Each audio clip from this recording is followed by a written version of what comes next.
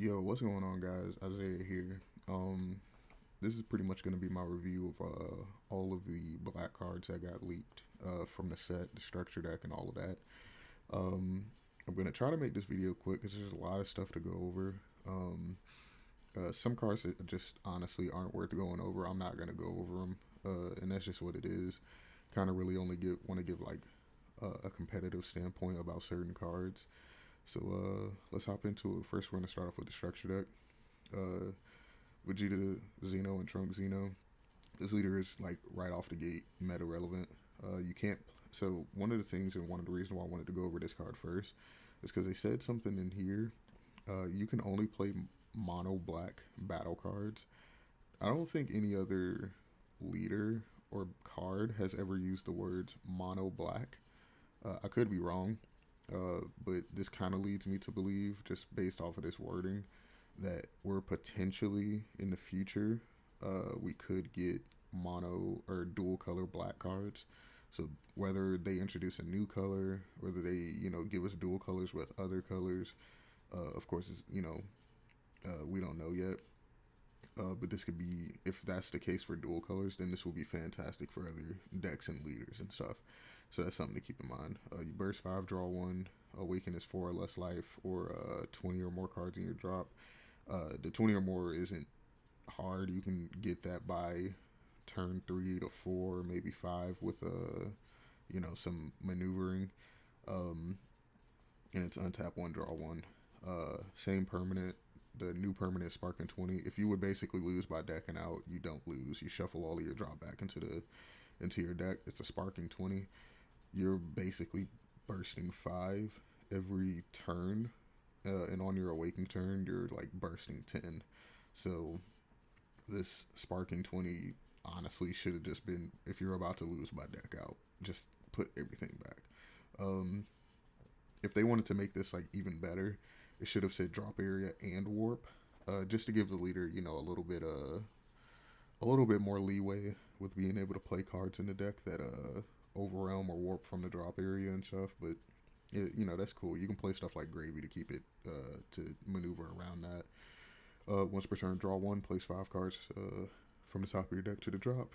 Then choose one of your black unisons against double strike. Currently, the only thing that this works with is the unison from the structure deck. Shenron can't attack, so it is what it is. But this leader is amazing. One game that I did test with this, with the deck build that I had like 14 cards in hand by turn 3. Like, between like taking life, using drop area, draw skills, and just generic draw cards. Yeah, I had like 14 cards in hand on turn 3 and was awakened. Like, it was ridiculous as to how much I had. But, that's just the power of, like, just doing something and just drawing cards. I just built the deck to draw cards. But next up, the Unison. It's a 5K. It's weak, but it needed to be weak. The next few cards, all of them pretty much say, like, if your leader's a Black Sand, when this card is basically milled by a skill, you can play it from your drop area for free. 2 of them have unique. This one basically says you can't have a unison in play to play it. The last card doesn't need it. But the +2 marker skill, which is amazing. You discard a card from your hand, give it +10k. You gain 2 markers. You're going to be drawing a very large amount of cards between Apes, the Majin Buu card, not even a scratch, all those types of cards. Even discarding U3 cards. Or just dead cards or 4-star balls, whatever. You can recur that advantage back, so the discard is not a problem. The neg 4 skill, you gain +20k in dual attack. With a leader, you can give it, neg 4, give it dual attack. Then leader, mill 5, draw 1, give the unison double strike. So you have a 25k double strike dual attacker. Really good finisher, really good unison. I like this card all around. Vegeta, unique.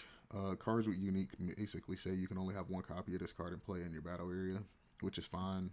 If you milled multiple of these and it didn't have unique, you'd just be able to flood the board for no reason. So I understand why they put this skill here.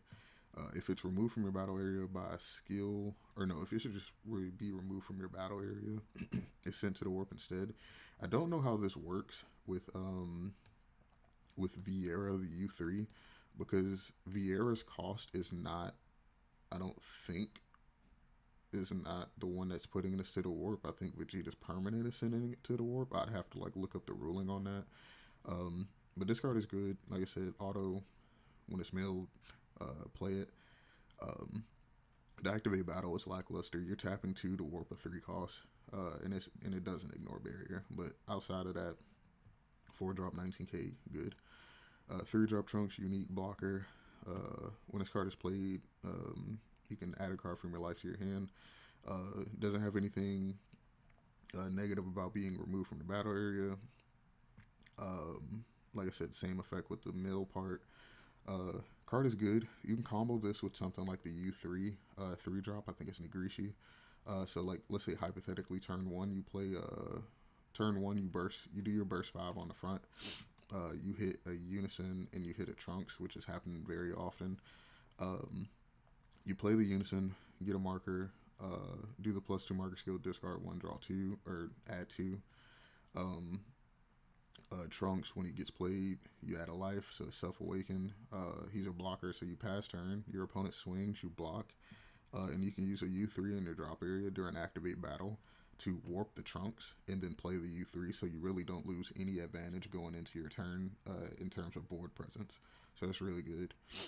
Supreme Kai, this card in basically any black sand deck that mills. If you have 5 or less cards in your hand, when this card is used as a combo, it gets +5k combo for the battle.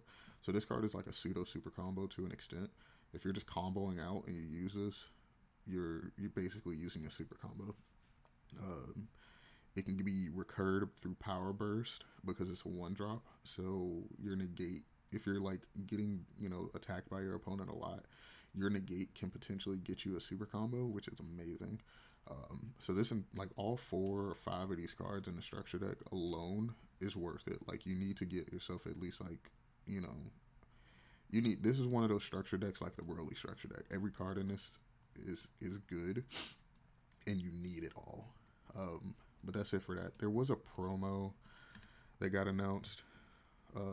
It is a Toa promo. I think it's the box topper. I'm not 100% sure.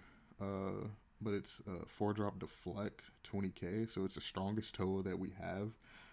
It has the best in terms of like Xeno Evolve, because all the other Xeno Evolve Toas have Xeno Evolve for 4. This one Xeno evolved over a 2 or more Toa that isn't this, so you can't just keep dumping this on board. When this card is played, draw 1 and then shuffle 4 battle cards from your opponent's drop area back to the deck. I wish it said cards to fight against the green stuff that try to manipulate their extra cards, but I can understand why not. But the card is good. 4-drop 20k deflect for 1 energy that replaces itself and has graveyard disruption is really nice. So I really like this card. Alright, so let's go to set 10, hit the color black. Isaiah, you should have already been prepared. Nah, we good, man. Alright, a lot of cards. Shenron. This is like always, this card is like 50-50 with me, only because of the permanent crits you if they try to attack it. The +1 marker skill is like also 50-50 meh, because in the only decks that this is really good in is burst decks. And what I mean by that is like, so let's say if I play the Dbs-Decks leader, I can mill 5. If I hit a vanilla, I can play this turn 1. I can play this turn 1, play a free vanilla from my drop area that's a 2 or less, and then on my next turn, I can give it double strike and draw 1. You can play it for free with the 0 skill, but you have to pick a skill list to draw a card, and that's the unfortunate part. The next 7 skill, if it works, it works. That means your opponent just wasn't pressuring this. You should be pressuring this card turn 1 off rip. So yeah, but all in all, this card's like decent, but I don't think it's like game breaking or overpowered. Even in Kid Coup, this is only like a turn 3 play. unless you're like comboing early to not take damage, which isn't really that great.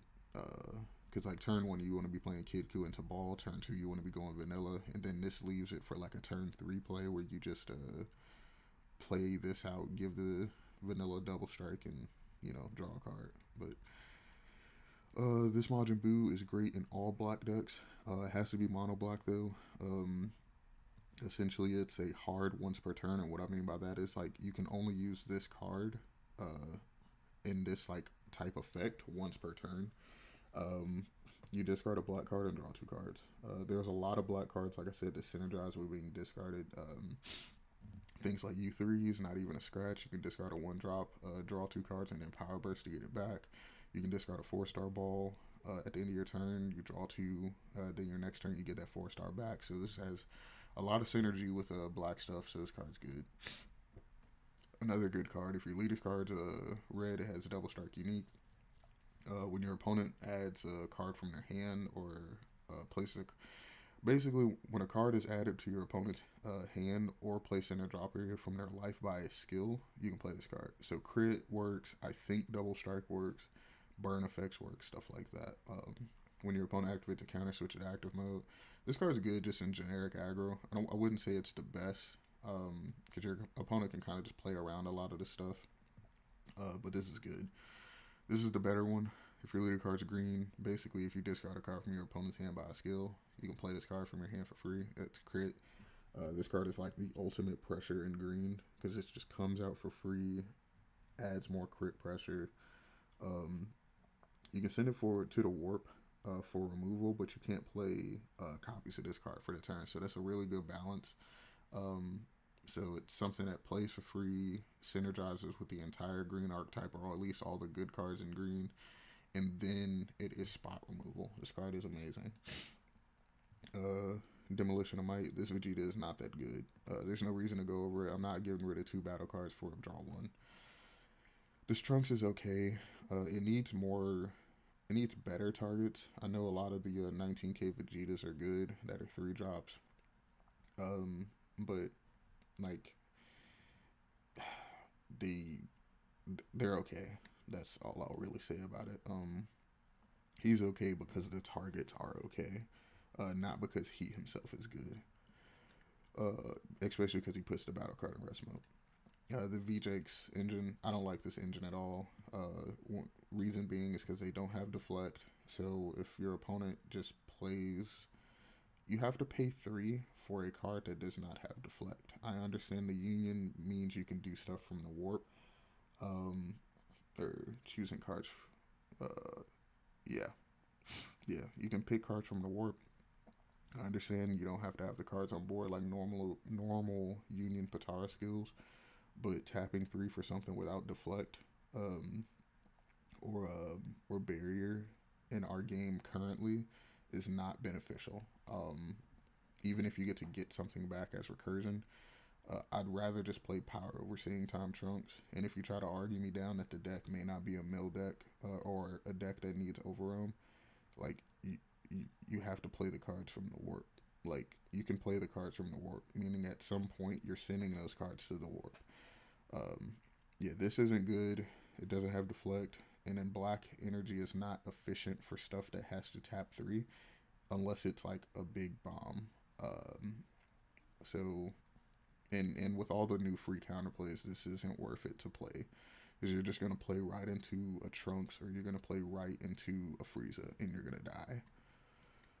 This Demigra's not good. Well, it is good because it's free and it's a 20k. It's not good because it doesn't synergize with literally anything in the deck. Oh, I forgot this one. It's not good. This card is better than this card, but this card is by default bad because this is the only target it has. And what I mean by that is it doesn't have deflect, it doesn't have barrier. Even its auto doesn't ignore barrier.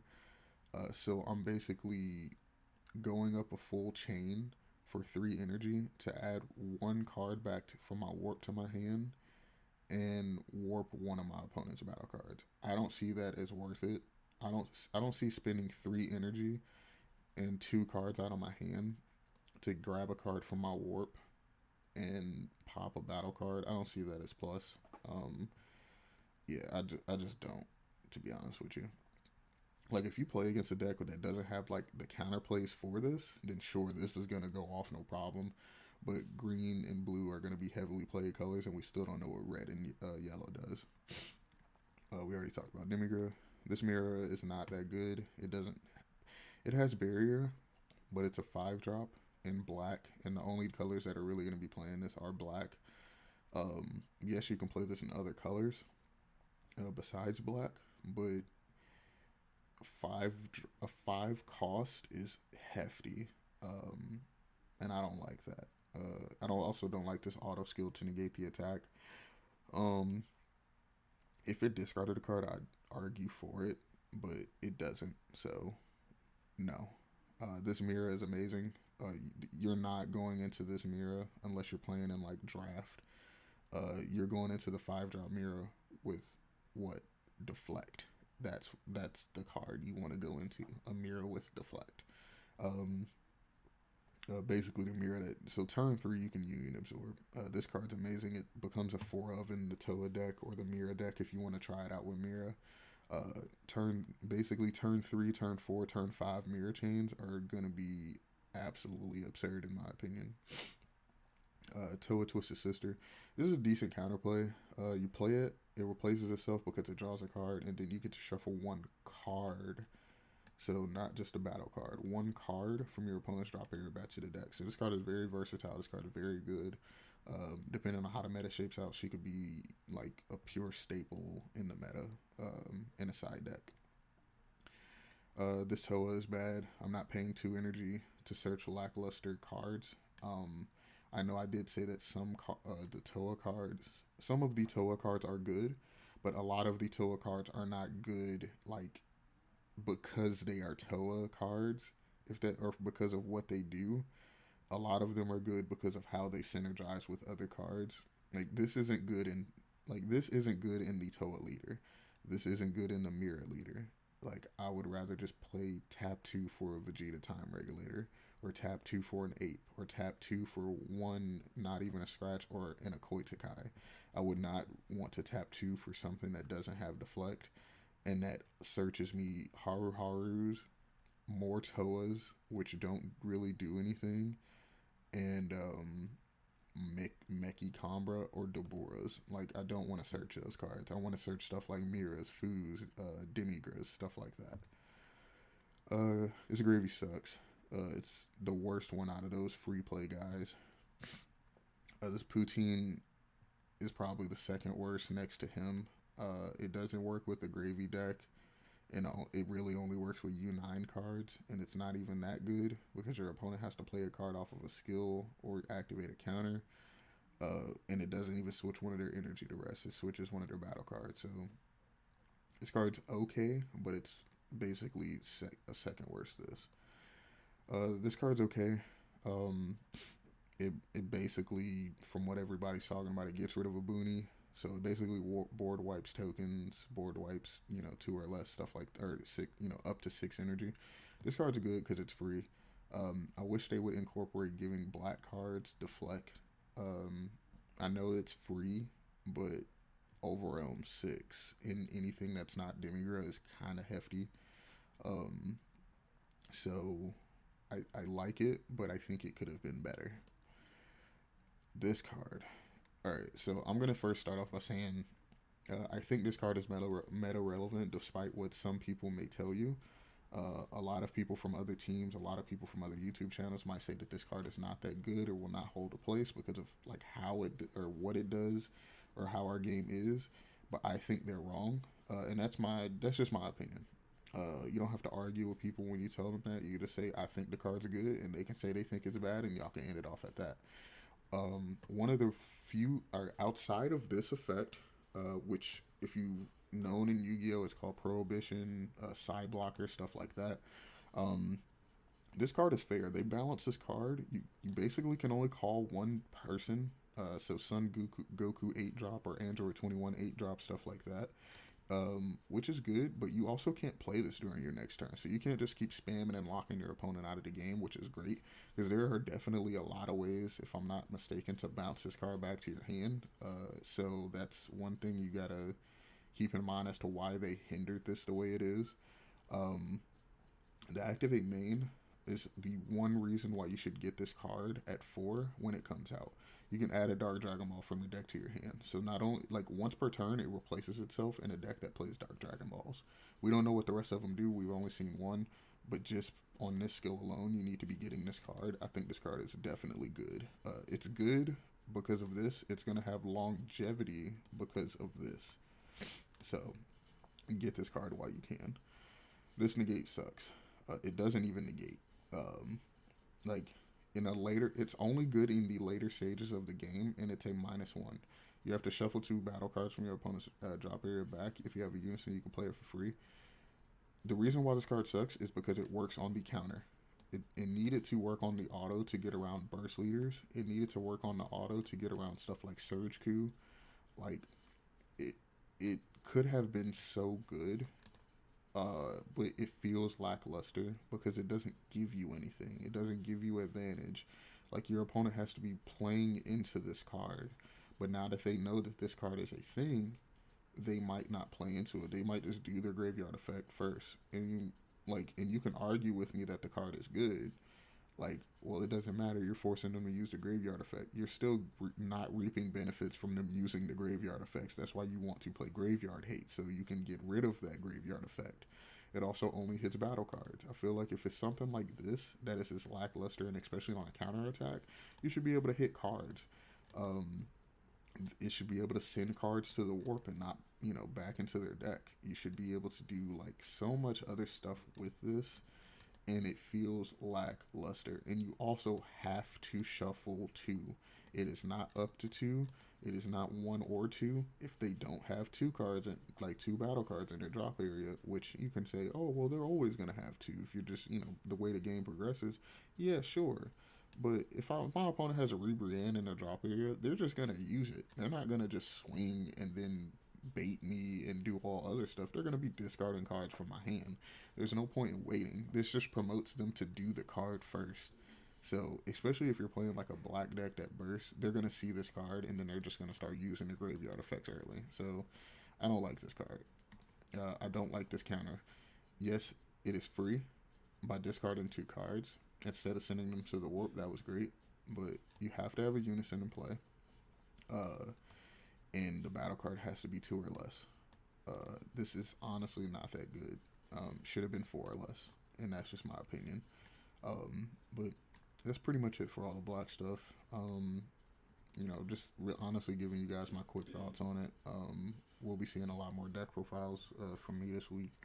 I got a lot of ideas to do. So be on the lookout for that. But yeah, guys, that's pretty much it.